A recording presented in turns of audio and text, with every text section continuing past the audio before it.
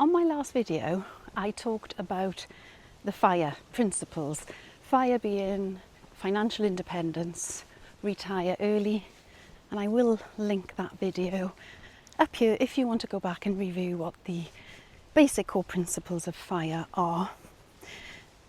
But for today's video, I wanted to talk to those who maybe didn't start FIRE principles young. Like me, I was in my late 40s when I started, and I retired at 56. Now, I did have some workplace pensions as well. So I kind of wanted to talk about some alternatives to consider if hitting that magic FIRE number, which, to recap very briefly, is essentially what you need to live on a year for your chosen lifestyle. Decide on that number, multiply it by 25, and that is your magic number that you need to have in investments, which you then draw down while the investments keep growing. That's a very simplified version of FIRE, and clearly the younger you start, the more realistic and achievable it's going to be. But let's go back to talking about why, as a young person, you might need to take action now. Because it's not all about retiring, going golfing.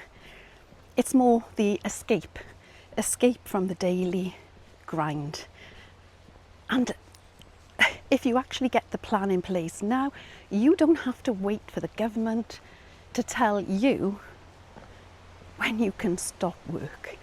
I know when I was young, I was even up to my 40s when I discovered FIRE, I was kind of quite passive and thinking, well, it looks like I can retire in my late 60s, but that age is going up, and it's not in your control. And as I say, I wish I had known about FIRE and understood compound interest when I was much younger. Either way, I've still been able to leave the corporate world, and it wasn't really retirement that I wanted. I didn't want to sit at home, just go on holiday after holiday. I wanted to do something purposeful that meant something to me, that maybe challenged me, took me out of my comfort zone. I just didn't want to have a boss telling me how I did it. I didn't want to answer every hour of my day to someone else telling me what I needed to do.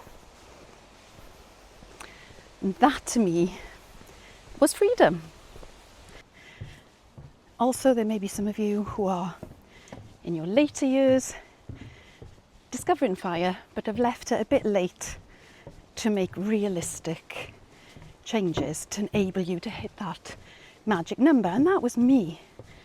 As I say, I kind of found out about FIRE, started living the principles when I was in my late 40s. So I never hit my magic number.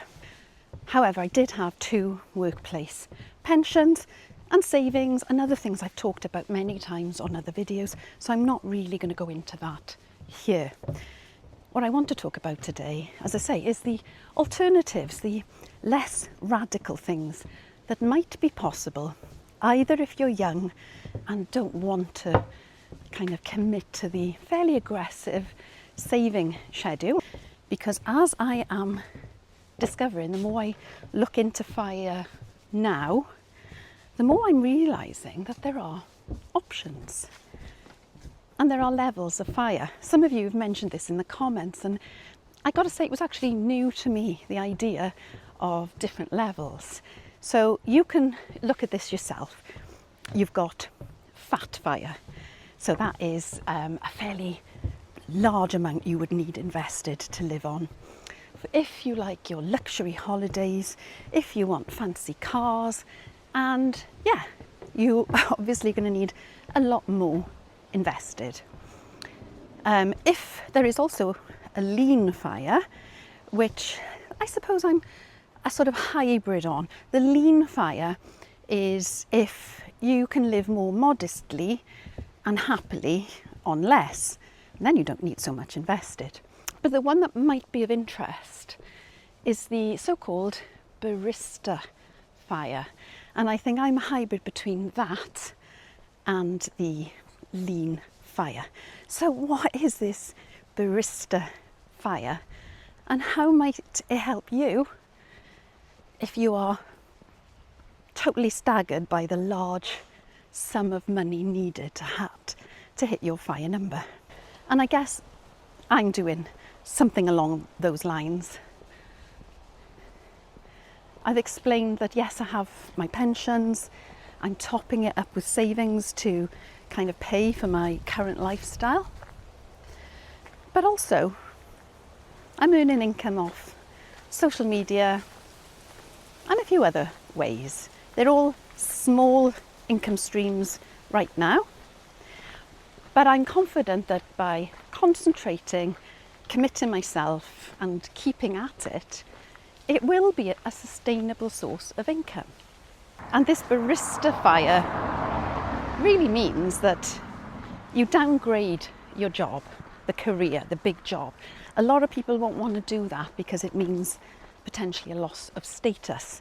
And a lot of people are very afraid of that. Some people won't be able to motivate themselves to commit to working for themselves, doing some kind of side hustle. And that's okay, because again, there are other options, which is where the barista comes in. You could get a different sort of job. A barista, for example, something that's going to be less well paid possibly, but it's going to be less stressful. You put in the hours for someone else and you get your take-home pay. And I definitely think that's probably the key thing to consider if you don't have that big number yet. You've got a few years before you can take out any workplace pensions, etc. That might be an option. Just take a different job, maybe less stressful, maybe even part-time. And I know from the comments many of you are already on that path. To go back to the side hustle or the social media, if that's something you're interested in, then you kind of need to do some basic groundwork and decide what it is you're going to do, what it is you're going to talk about. And I think when I left work, I'd started this channel, I'd started doing campervan trips, but it was never with the intention of creating an income. It was just a bit of interest during lockdowns. I had a campervan and I was just enjoying the connection with people sort of in the comments talking about campervan trips, especially as we were on lockdown and we weren't able to go anywhere. It was just kind of a nice, the future, you know, when things were going to be more hopeful.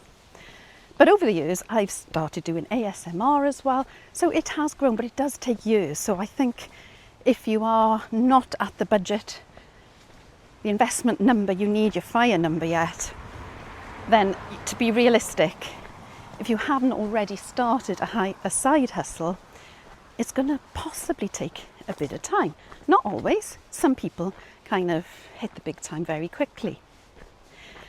But that other job is definitely a possibility.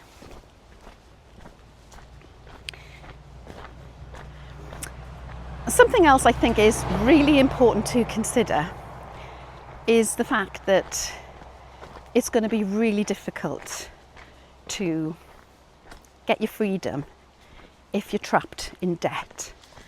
And for me, the only debt I had in my late 40s was my mortgage, and that was one of the big things I did, was downsizing my house and overpaying on my mortgage.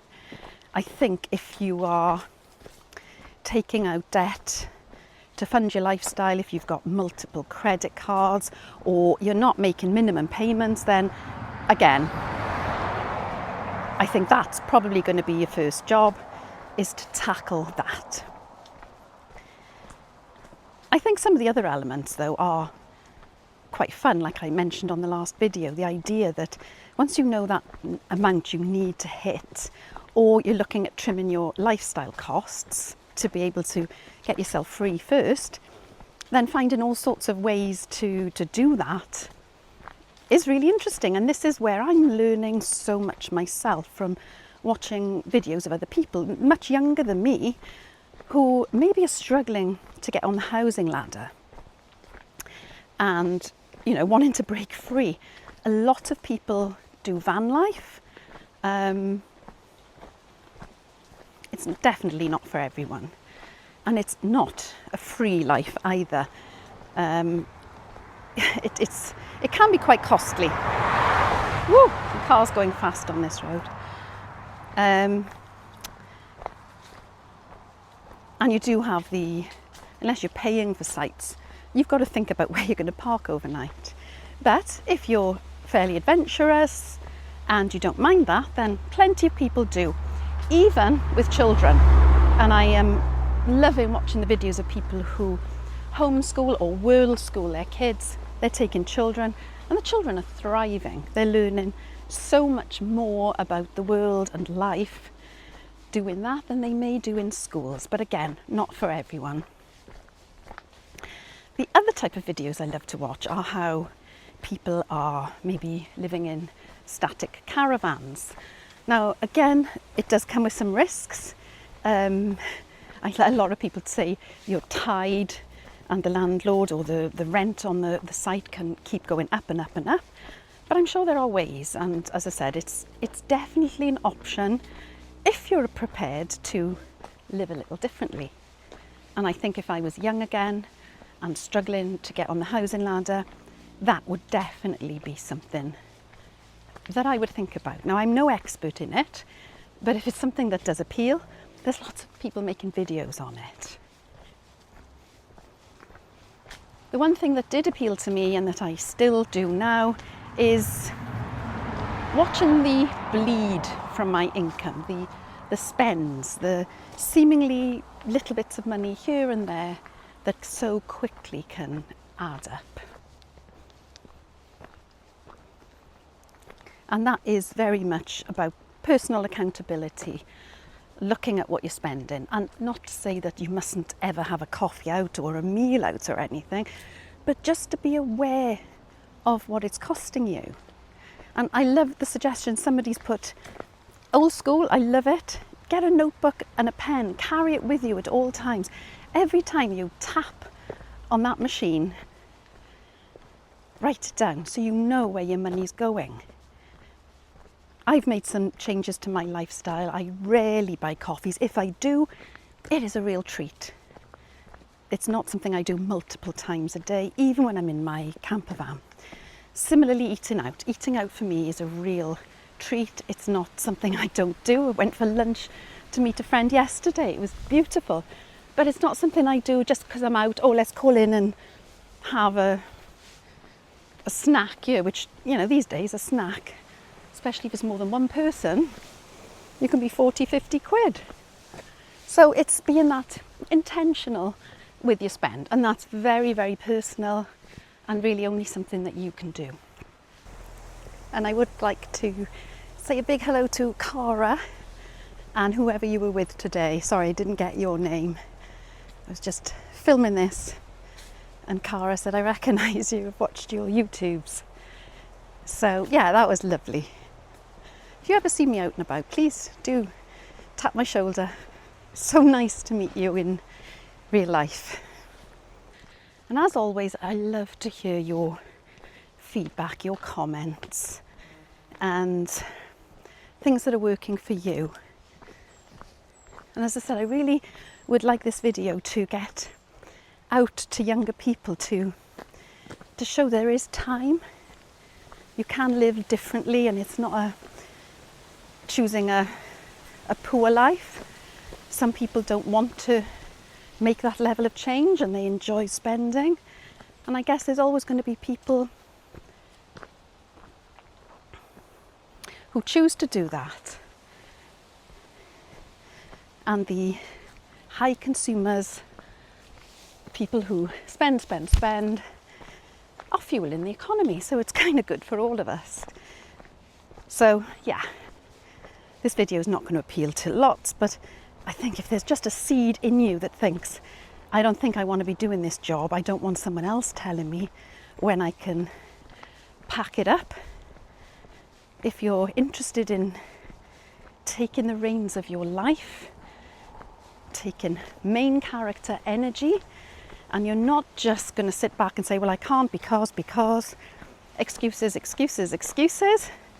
maybe develop more of a positive attitude. And as I said, I know some people are in hardship and I don't have answers.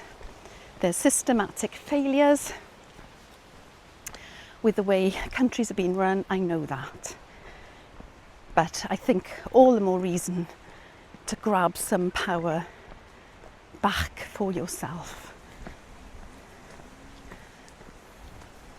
Hope you're enjoying the walk today. Again, exploring my local area. Some industrial tram tracks is where we are today. So, I shall look forward to seeing you on the next video and in the comments. See you next time.